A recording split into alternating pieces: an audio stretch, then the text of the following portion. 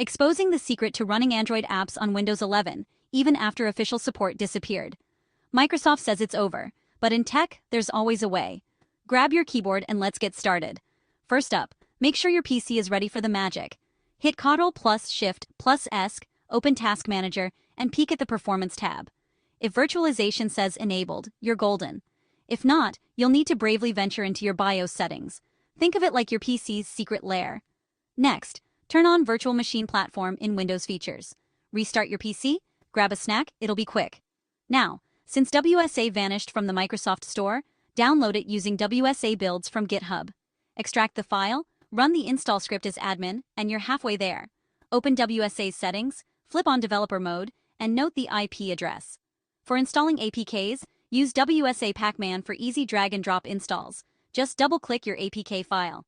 Or, for the command line fans, connect ADB and type adb install filename.apk. That's it. Android apps, running right in your start menu. Recap. Enable virtualization, install WSA, and use WSA Pacman or ADB to sideload APK.